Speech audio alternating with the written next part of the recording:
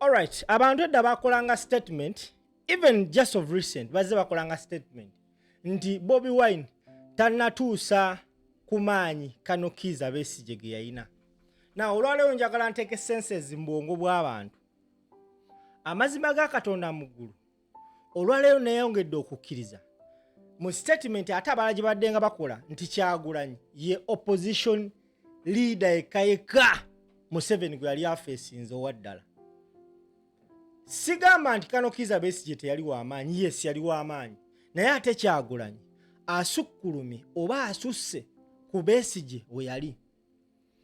Olunaku olwaleero nze nga simple n'ab'enju yange tuwongedde okukkiriza nti ebyaddala Kyagulanyi Robert Sentamu Bobi Wine yasobola Museveni, nti akoze buli kisoboka n'avuga Museveni n'amuteeka wabadde nga amwagala, abadde nga agamba ensi yonna how violent Museveni is and how he is a dictator. Abasinga nga bagamba akasajja kalimba kawaayiriza. Now ayina statement z'abadde azze nga akola mu magezi naye nga adrivinga Museveni amuteeke wayagala omwanika ensi emulabe. Njagala kati owulirize vidiyo eno, njagala owulirize ebigambo bino ogenda kakasa nti yes Kyagulanyi Robert Sentamu Bobi Wine is a man and a half.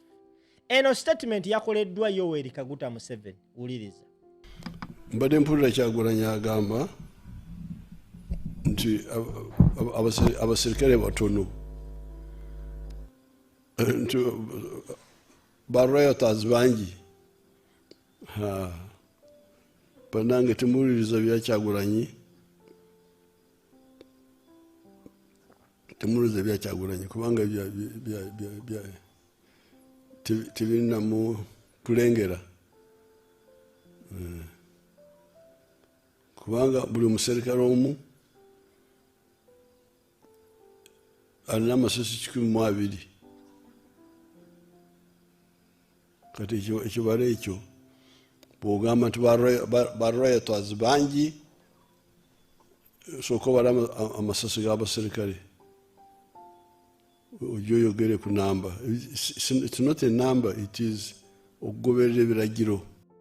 Alright, eyo statement yakoleddwa Museveni we yabadde ekisozi ng'ayogerako eri eggwanga. Ebigambo byayogedde mu biwulidde. Kati njagala nkulage nti Kyagulanyi ebyaddala mu butuufu asobola Museveni. Akutte ebigambo bye n'agenda ku mukutu gwe ogwa Facebook ne X Robert Kyagulanyi Sentamu Bobi Wine n'atekayo post eno. Njagala tugisobe tugiyitemu mpola mpola otegere nti mu butuufu ono abasobola. Agambye atya. Here is Dictator Museveni yet again preparing to massacre Ugandans. We have never called upon our people. Njagala uliza bulungi nnyo. Agambye nti we have never called upon our people to riot. Our call is for people to peacefully protest, a fundamental right guaranteed by Article 29 of our Constitution.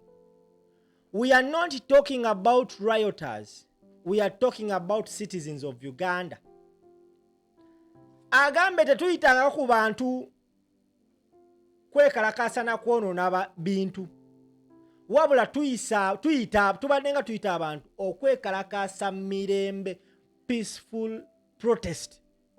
Ate nga kiri mu mateeka g'eggwanga Uganda. Okategedde? So, kino kitegeeza nti alaze nti ono omusajja ali willing n'okuba abantu abagenda okwekalakasa mirembe. Statements zino zazze ng'akola. Bobi Wine yakola statement n'agamba nti bwe mumala okulonda temuva ku polling station. Ng'alina kyayagala olaga ensi. Twabadde tuli awo CDF.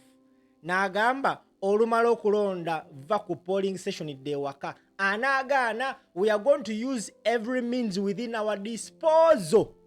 Byabadde bigambo bya CDF. Kati njalo tambuze video. No video yinza okunkubya kibooko. Naye kigenda kunnuma nnyo okunkuba kibooko nga video tekubye kakadde. Kati givuge. Number 2. Our call for protest is conditional. If you don't want people to protest, then guarantee a transparent, free and fair election.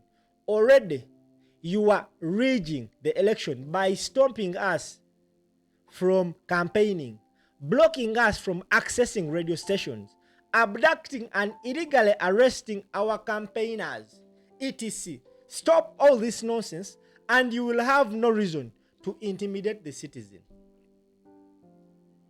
Nagenda maaso n'agamba number 3 awadde ensonga ze azitemyetemye. Number 3 n'agamba that you talk about 120 bullets per soldier shows what a murderous regime you lead. You should be ashamed that you want to respond to peaceful protests with live bullets. Either way, you cannot kill all Ugandans. The people of Uganda will have the final say on their destiny. Hashtag free Uganda now. Awo nange bwenkomye otegeera oluwulidde ebyo ebigambo awo nenfa. Awo nenkola ki? Jolo Quality Properties bakakensa mu byamataka bakuleetedde offer ng'omuvubuka eyezimba ku kakadde kamu n'ekitundu osobola ofuna poloti kuba ku ssimu eyo omukyalo oyo owakwata mugambe akalango kawulidde simple yakwogerako agenda kubanga akulambuza tajja kuwona discount. Trust me, Jolo has got you.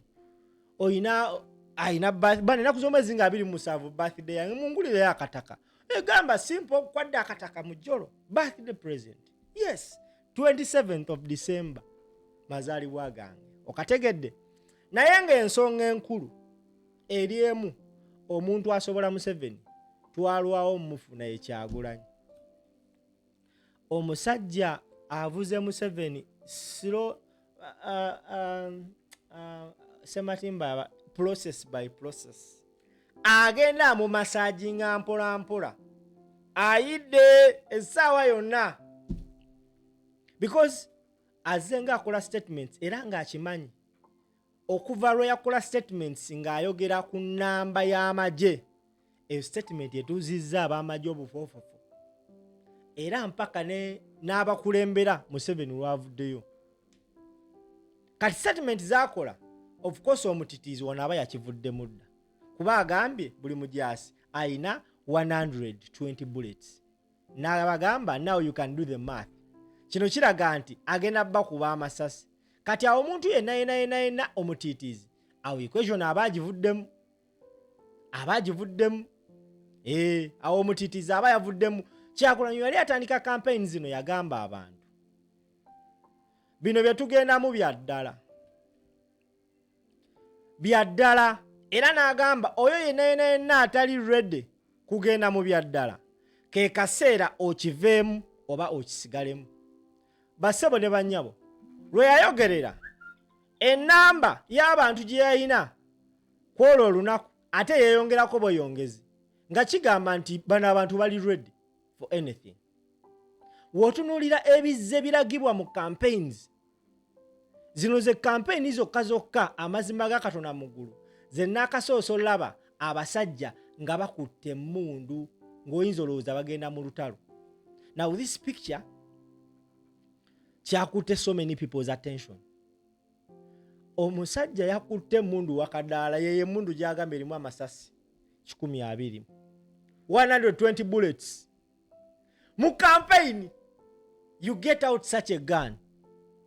Mwalaba ekyali ekawempe murale ya Nalukoola ebimotoka. So ono Kyagulanyi agenda mukwata mpola mpola era only God knows.